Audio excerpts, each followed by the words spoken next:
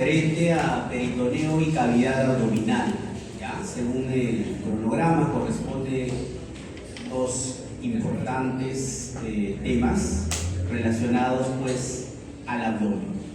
A ver, solamente para recordemos la semana pasada los límites de la cavidad abdominal, ¿verdad? Tenemos límites, en este caso óseos.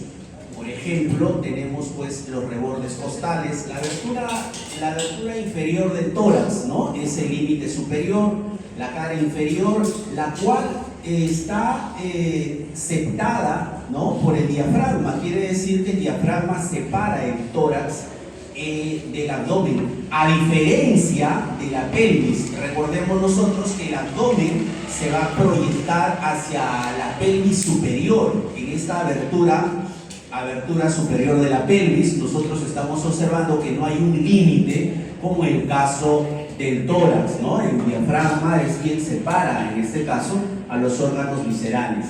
Bien, la pared del abdomen, como ya lo hemos estudiado la semana pasada, está conformado no solamente por elementos óseos, sino también por elementos musculares, ¿no?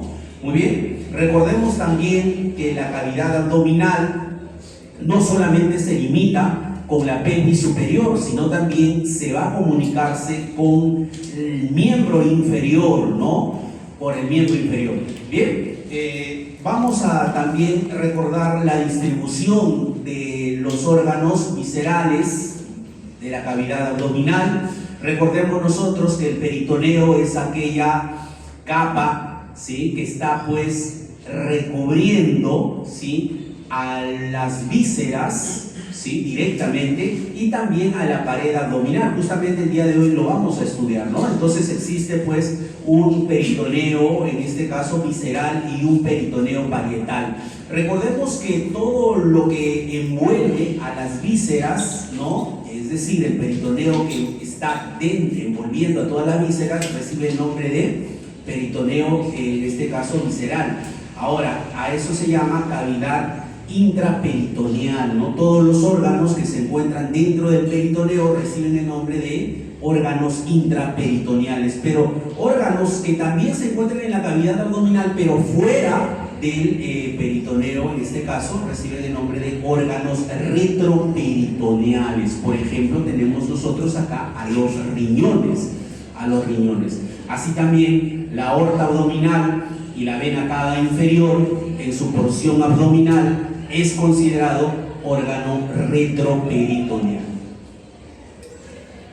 Vemos rápidamente las funciones que desempeña el abdomen, ¿no? Una de las funciones, como ya lo habíamos señalado la semana pasada, corresponde básicamente a la protección de vísceras, ¿no? Esta protección es parcial. Recuerden que la costilla, básicamente 10, 11, 12, sobre todo estas 5 últimas costillas, son las que protegen la parte superior, ¿no?, de las vísceras abdominales. Sin embargo, las vísceras inferiores, es decir, la parte inferior del abdomen y la parte pelviana, no está protegida por estructuras óseas directamente, ¿no?, sobre todo en la parte anterior y lateral.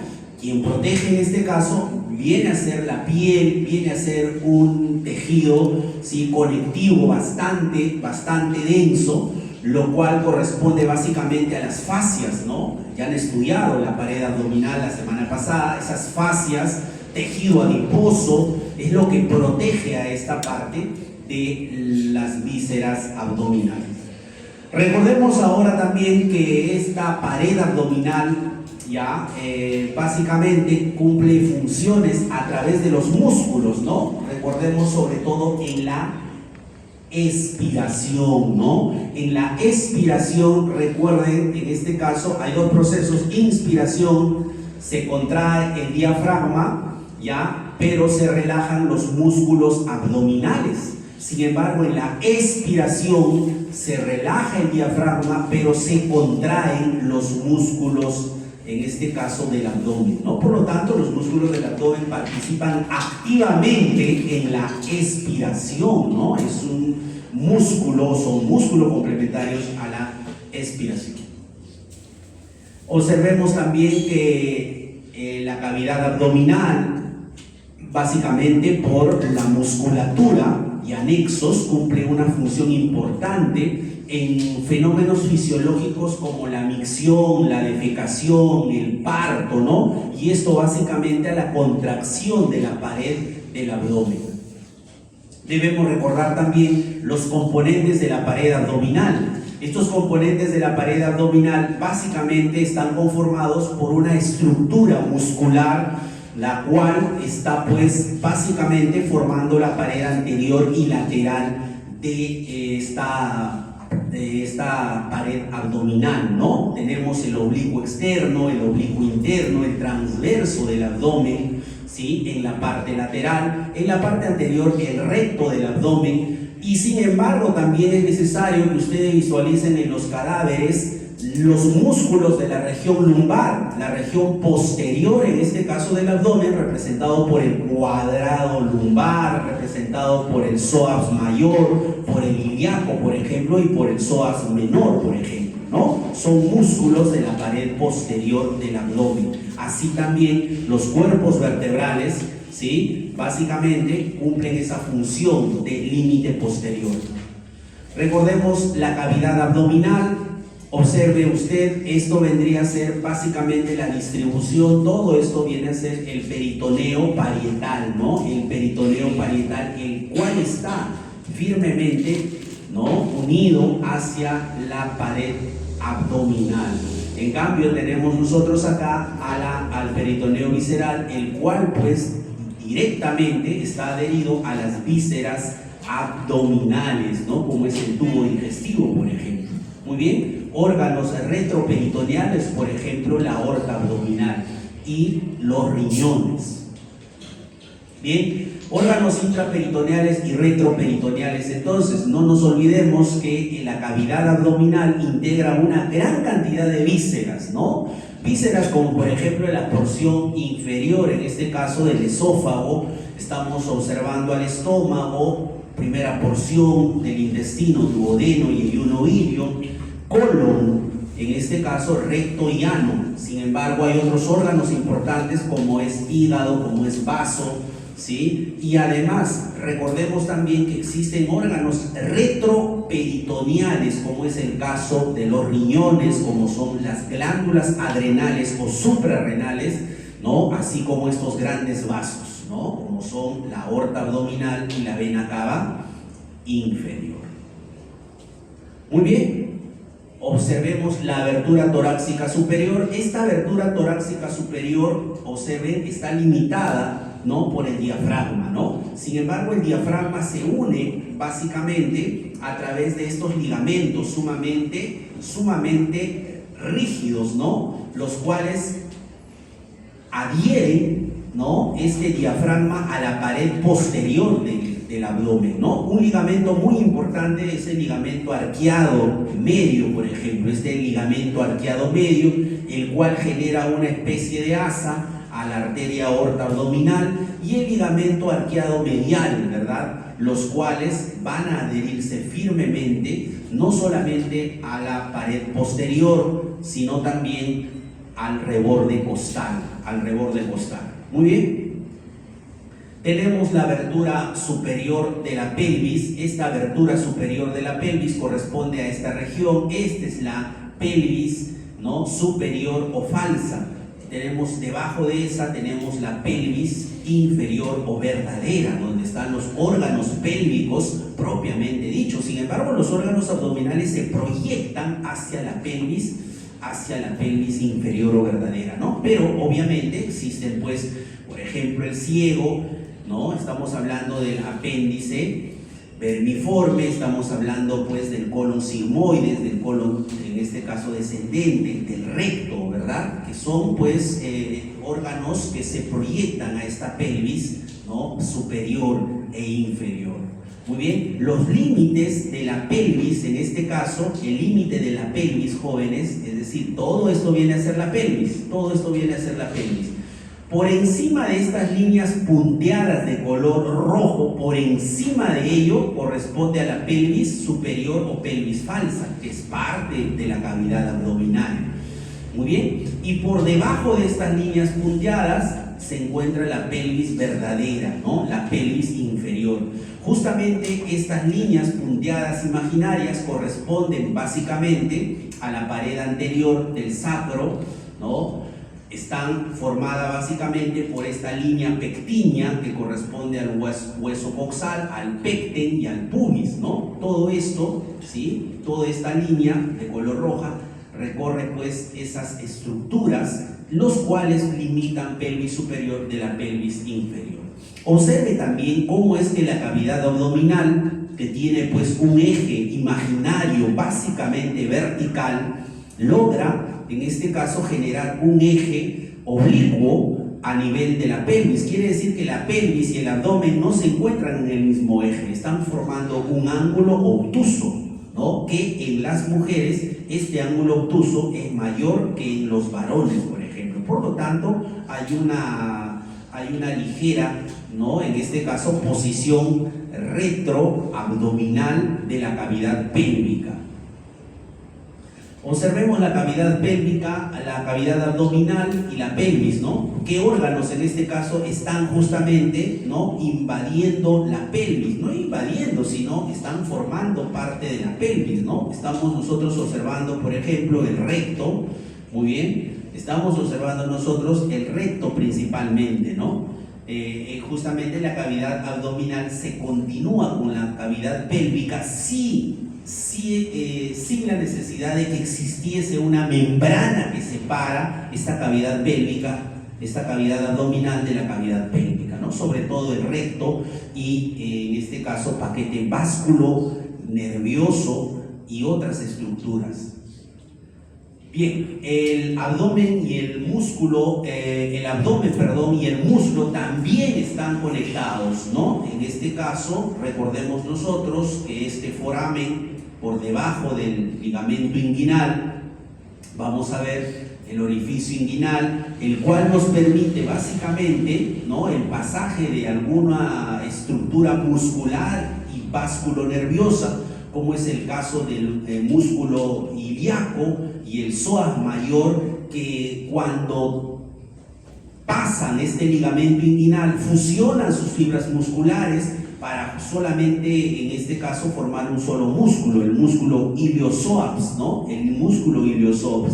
Por lo tanto, la cavidad abdominal a través de esta musculatura también está formando parte, en este caso, del miembro inferior. Lo mismo sucede, ¿no? Por ejemplo, cuando nosotros hablamos de esta arteria ilíaca externa, que cuando cruza el ligamento inguinal recibe el nombre de, ¿no los escucho? El nombre de arteria femoral, ¿no? Arteria femoral. Muy bien.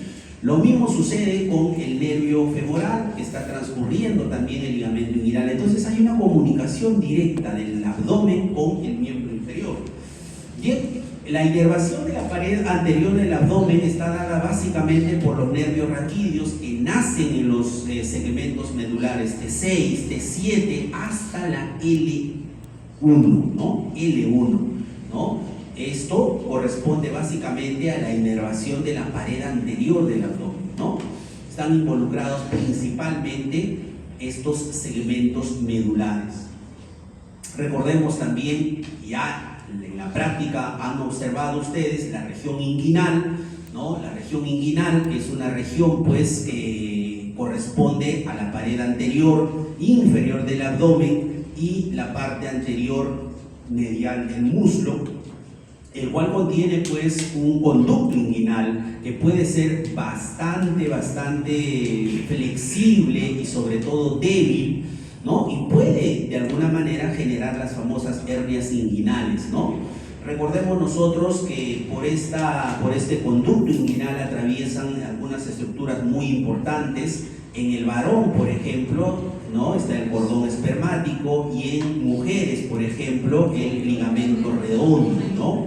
Entonces, eso es lo normal en el varón y en la mujer, estas estructuras. Sin embargo, cuando la pared de este conducto inguinal se debilita, generalmente pues hay una proyección del peritoneo, ya sea solo o con contenido, el cual pues genera, ¿no?, estas hernias, estas salidas, no solamente de peritoneo, sino también de contenido. Bien, acá vemos en este caso la ingle en el varón y en mujer. Observe usted, básicamente en mujeres el ligamento redondo del útero, que es un vestigio embrionario, ¿no?, del cavernáculo, ¿no? Y en los varoncitos vamos a observar nosotros que este conducto inguinal permite el descenso de los testículos, ¿no?, hacia las bolsas escrotales, ¿no?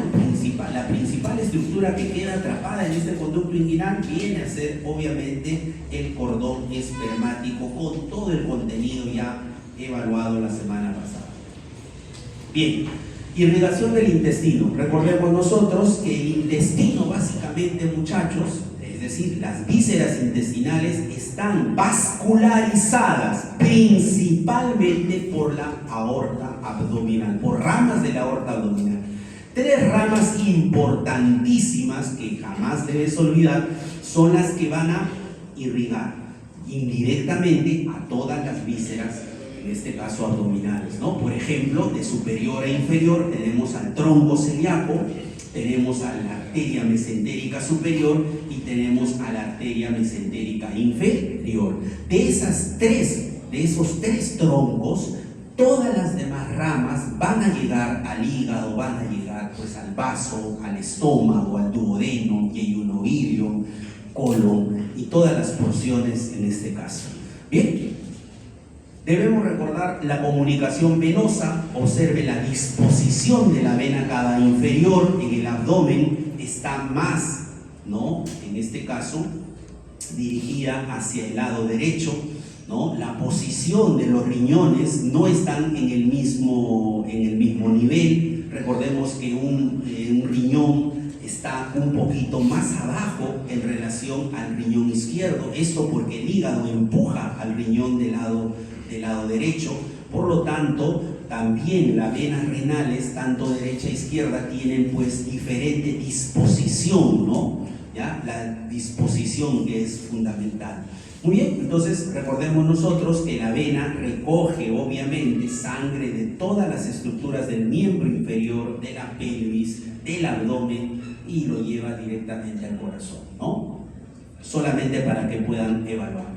Y algo muy importante, jóvenes, el sistema de vena porta, ¿no? El sistema de vena porta, acá lo que estamos viendo y observando viene a ser venas, ¿no? Todo esto corresponde pues a la vena porta, ¿no? La vena porta recibe básicamente, ¿no?, recibe el aporte, ¿no?, de venas que provienen tanto del vaso, del estómago, ¿no?, del yeyunoideo, del duodeno y del colon, ¿no? Ahora, la pregunta es, ¿este sistema porta qué objetivo tiene? Básicamente, pasar la sangre por el hígado. Muy bien, el sistema porta recoge toda la sangre de estos órganos viscerales para que en el hígado pueda ser transformado metabólicamente hablando. Por ejemplo, consumimos nuestros alimentos pasan al tubo digestivo y del tubo digestivo esos alimentos van a pasar al sistema de vena porta para que el sistema de vena porta pueda llevarlos al hígado y puedan descomponer sustancias, pigmentos, ¿no?, alcohol, drogas, de la buena y de la mala. Entonces, obviamente, todo el sistema porta tiene una finalidad: transformar, detoxificar la sangre que proviene principalmente de los nutrientes del intestino delgado, y que luego, posteriormente, ese sistema porta, ¿no?, al producirse el metabolismo en el hígado, va a ser nuevamente drenado a las venas hepáticas, que finalmente van a llegar a la vena cava inferior para que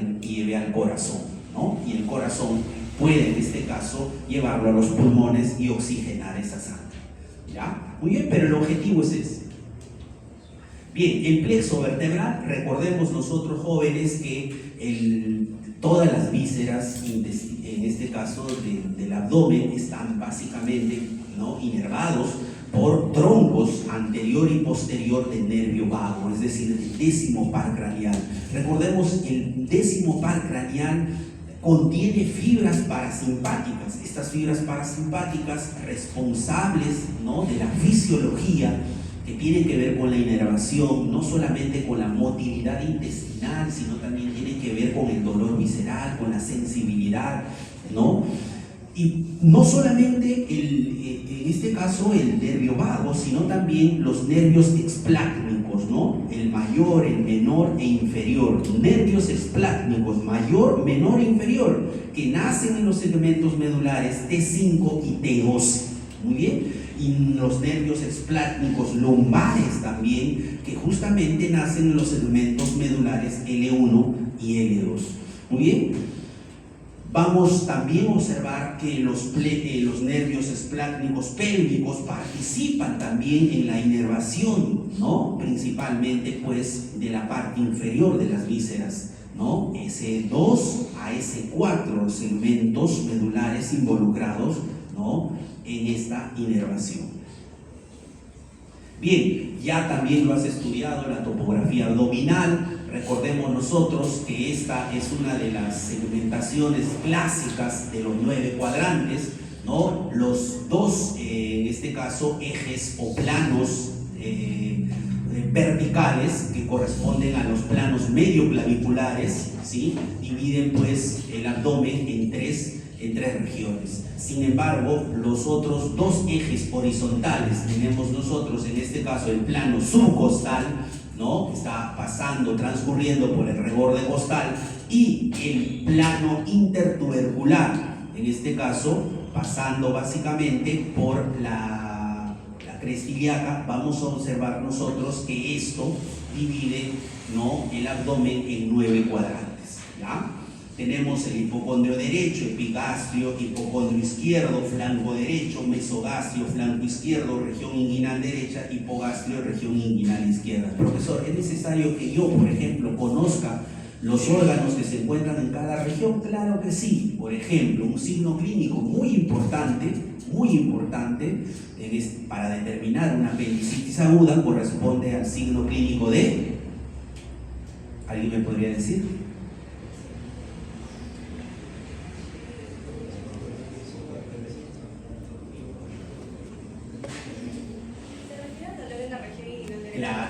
¿Cómo yo determino en un paciente que tiene apendicitis?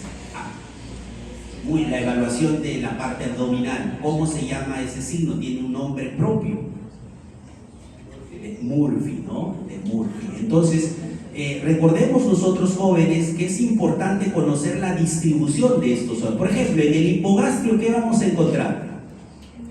El lóbulo izquierdo, principalmente del hígado, ¿no? Vamos a encontrar la mayor parte del estómago, fundus, cuerpo del estómago, ¿no? Hipocondrio derecho, el lóbulo derecho del hígado, ¿verdad? Vesícula biliar y paquete vasculo nervioso. Muy bien, eso deben ustedes conocer, ya eso ya se les ha dictado. Se les ha dictado, ¿verdad? Qué bueno. Bien. Pasamos ahora al estudio del peritoneo, que es principalmente lo que el día de hoy debemos recordar más.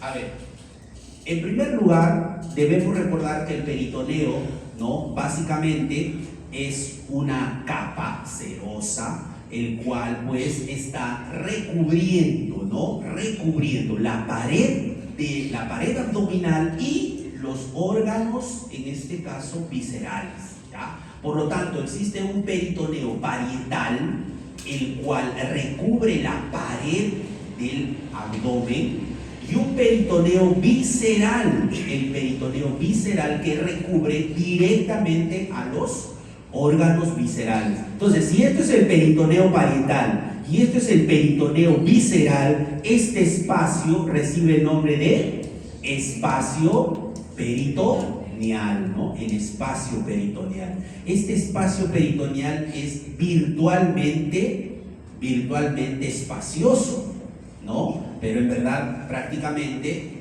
en algunos sectores no existe espacio alguno, es un espacio virtualmente hablando, está ocupado por líquido básicamente, ¿no? Y cuando existe una inflamación en el abdomen, ese espacio peritoneal se llena de líquido, ¿no? Y cuando el líquido pues aumenta, ese proceso se llama ascitis, ¿no? Ascitis. Y obviamente la ascitis generalmente se llena en este espacio peritoneal. Muy bien, ahora, ¿qué cosas son los mesenterios, profesor? Los mesenterios vienen a ser pliegues. Acá tenemos un mesenterio, ¿no? Entonces, este peritoneo parietal se pliega, se dobla, ¿no? Eso significa, en este caso, pliegue, ¿no? Yo estoy así y de pronto hago esto, una flexión. Entonces, a eso se llama pliegue. El peritoneo parietal o el peritoneo visceral se pliega. ¿Y qué cosa genera? Estas estructuras llamadas mesenterio. Entonces el mesenterio es un pliegue del peritoneo.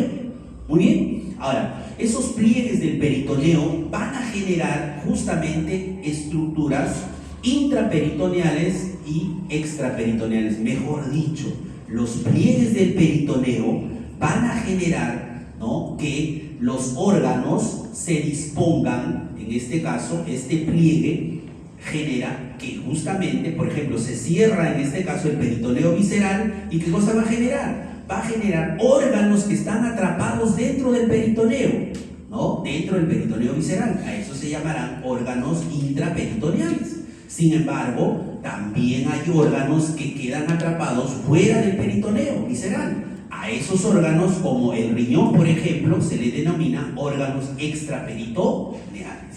¿Me estás entendiendo? La inervación, en este caso, del peritoneo, básicamente se da por el peritoneo parietal. Está a cargo de los nervios intercostales inferiores y lumbares. Nervios intercostales inferiores y lumbares, ¿ya? Los intercostales inferiores y los lumbares. El peritoneo visceral, básicamente, está inervado por el sistema autónomo, sistema nervioso simpático y el sistema nervioso parasimpático. Quiere decir que el peritoneo visceral es aquel peritoneo que nos da, por ejemplo, una sensación de dolor difusa, sorda, ¿no? Si es que hay un dolor visceral, el dolor visceral en verdad es bastante sordo, no se puede definir. Si un paciente te dice, me duele acá en la boca del estómago, es probablemente que sea un reflejo de otro órgano. En cambio, cuando existe un dolor a nivel del peritoneo parietal, ¿no?, del peritoneo parietal, ese dolor casi es localizado. Quiere decir que si el dolor proviene del peritoneo parietal, probablemente los órganos afectados sean pues los contiguos a esa región. ¿Bien?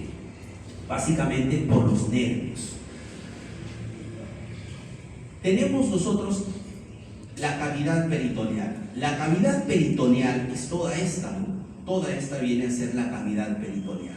Dentro de la cavidad peritoneal vamos a encontrar las vísceras peritoneales. Esta cavidad peritoneal está, ¿no?, dividida en dos cavidades, ¿no? Hay una cavidad mayor, que es esto, lo de color moradito, todo esto, lo de color moradito, donde se encuentran, pues, obviamente las asas intestinales, donde se encuentra el colon transverso, donde se encuentra el duodeno, por ejemplo, donde se encuentra el páncreas, por ejemplo, y donde se encuentra también el estómago, ¿no? En este caso, sobre todo la parte ahí y el hígado, ¿no? Entonces, todo eso viene a ser en este caso, la cavidad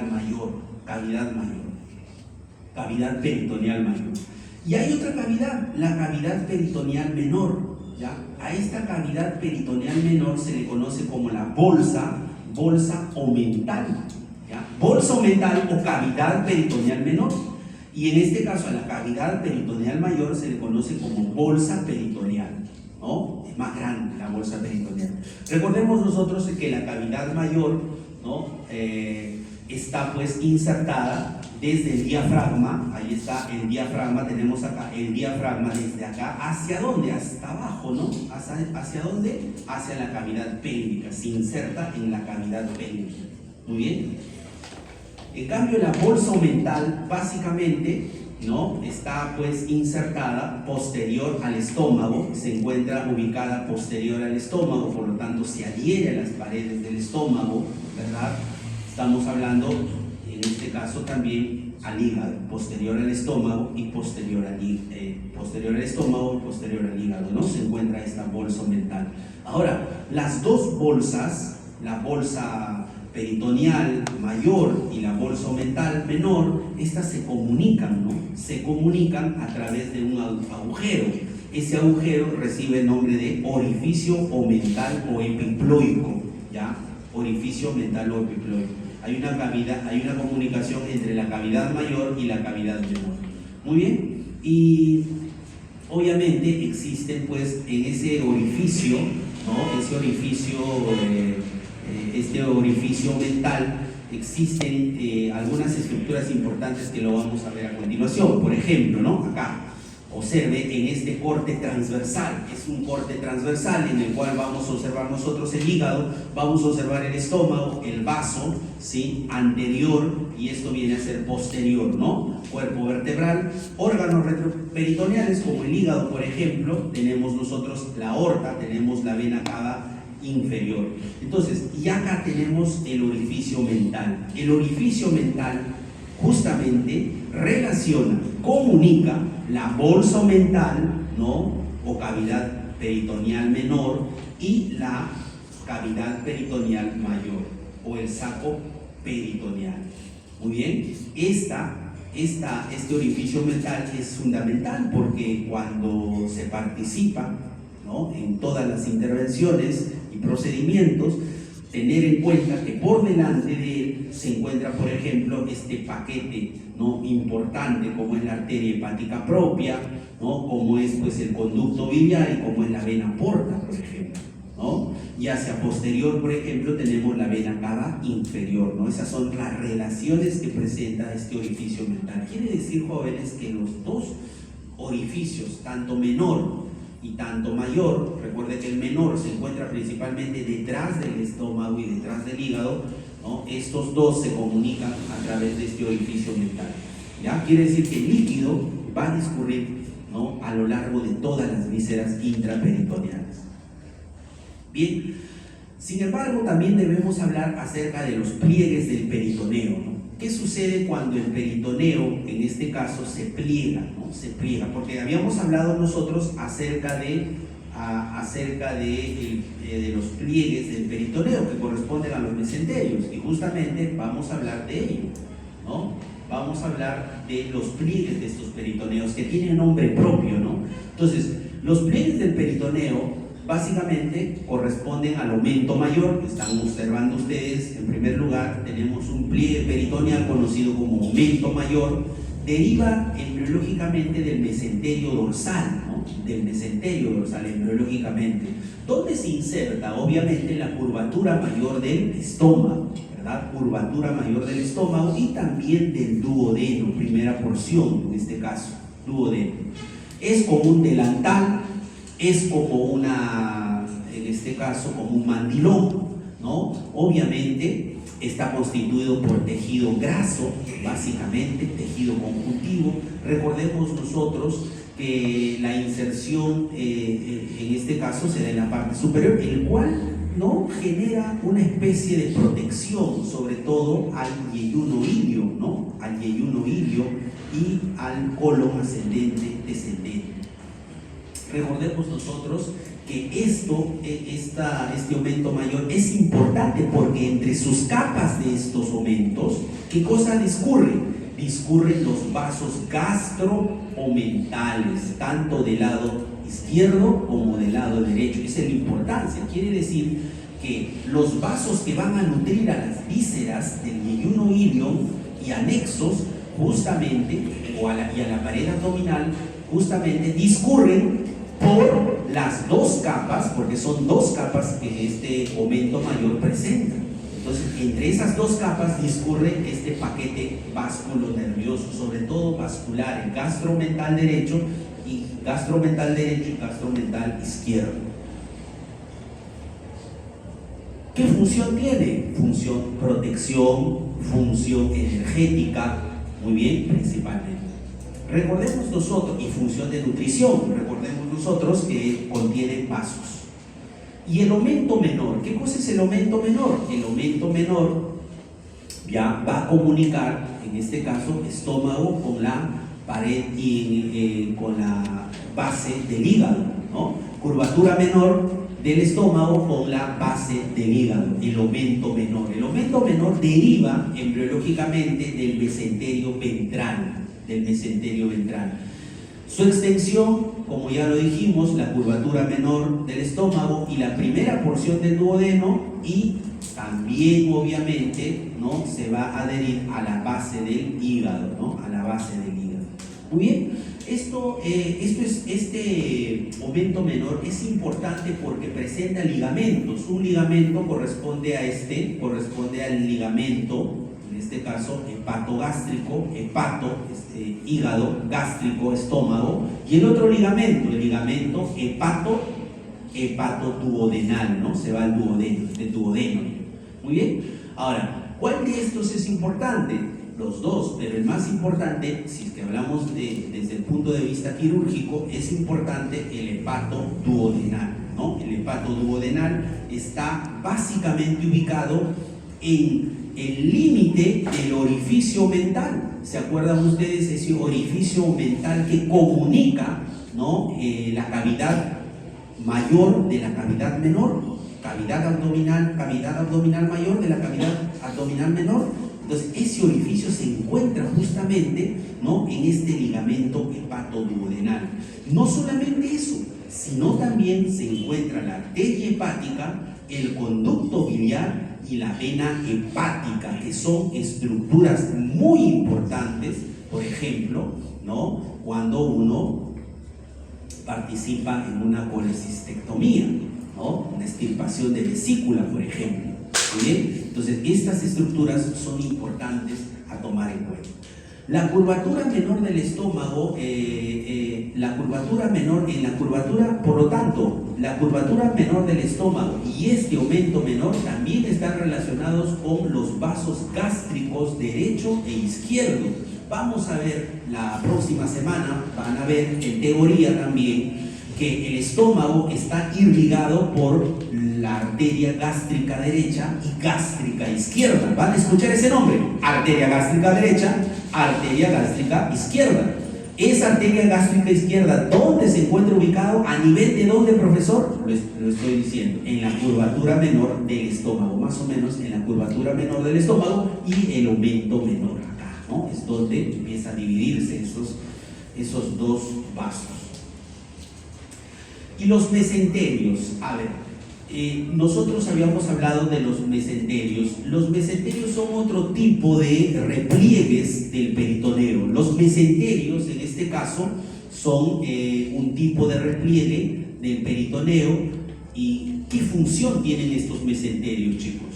Los mesenterios, en este caso, presentan una función importante. Unen las vísceras a la pared abdominal posterior. Ese es un mesenterio. Si le preguntan qué es un mesenterio, profesor, un mesenterio une una víscera abdominal a la pared posterior, en este caso, del abdomen. Muy bien. Esos son los mesenterios. Y los mesenterios, en general, o sea, los mesenterios tienen esa función, ¿no? Unir vísceras, por lo tanto, unir estas vísceras y también unir dichas vísceras a la pared abdominal posterior. Tenemos tres tipos de mesenterios. Los mesenterios propiamente dichos, es decir, el mesenterio, el mesocolon transverso y el mesocolon sigmoides y los ligamentos.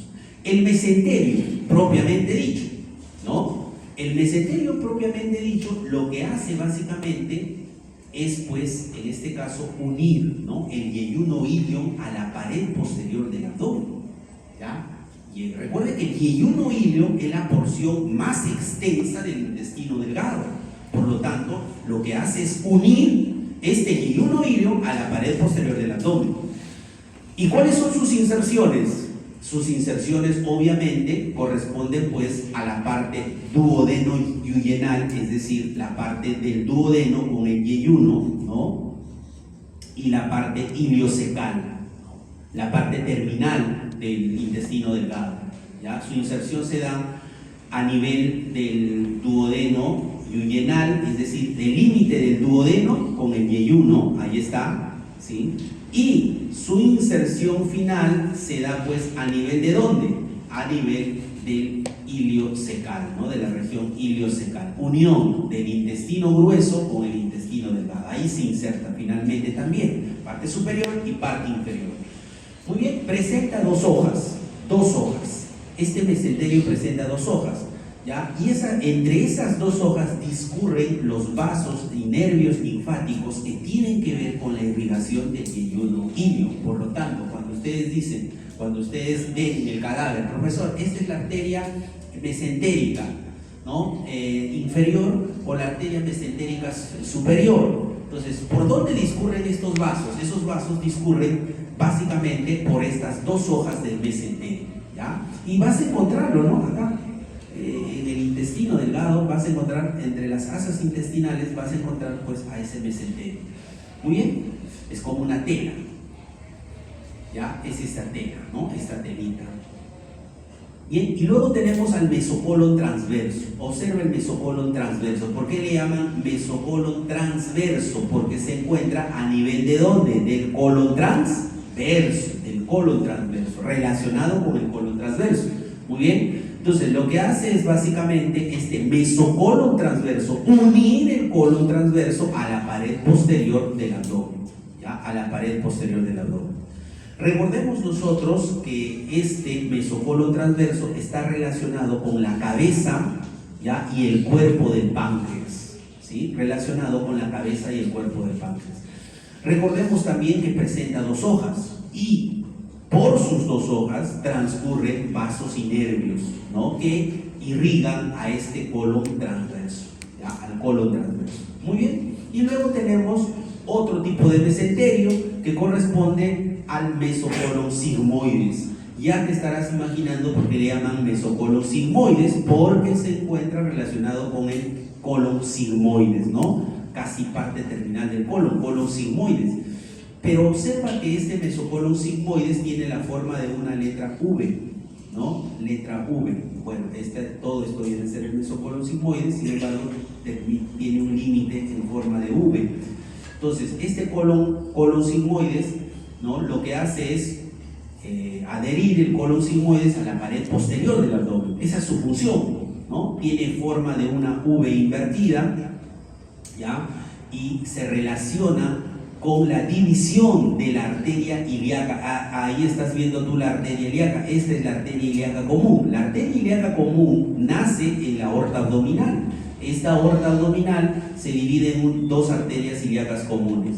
Entonces, la arteria ilíaca común, cuando se divide en una ilíaca interna y ilíaca externa, ese punto de referencia para que tú puedas, ¿no? En una cirugía, por ejemplo, ¿no? Tú encuentras el mesocolon, en este caso sigmoides, ¿no? Inmediatamente por detrás de ella vas a encontrar la división de la arteria ilíaca externa, de la ilíaca externa y de la ilíaca interna, ¿ya? La división. Entonces, por eso se dice que la arteria ilíaca, en este caso, la división de la arteria ilíaca común es muy importante, ¿no? Y está relacionado básicamente con el vértice de este mesocolon sigmoides, ¿no? Acá, ahí está. Muy bien. Y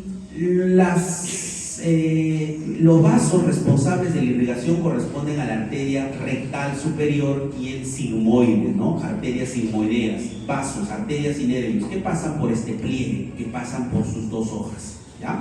Y los ligamentos, finalmente, ¿qué son los ligamentos?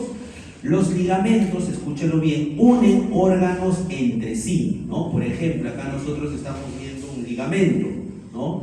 Estos ligamentos lo que hacen, ¿qué cosa es? Unir, obviamente, dos órganos, ¿no? Dos órganos. Por ejemplo, tenemos nosotros acá el ligamento espleno-renal. ¿Qué significa ligamento espleno-renal? ¿Qué significa? Que une el riñón con el vaso. El ligamento gastrofrénico. ¿Qué significa ligamento gastrofrénico? Es el ligamento que une el estómago con el diafragma. Muy bien, entonces tenemos estas estructuras importantes que básicamente adhieren a la pared posterior del abdomen, que en este caso unen órganos y que además le dan estabilidad estructural a las vísceras abdominales. Muy bien, jóvenes, el día de hoy hemos terminado y vamos a tomar una pequeña... ¿A qué hora terminamos? 2:40. Ya, muy bien.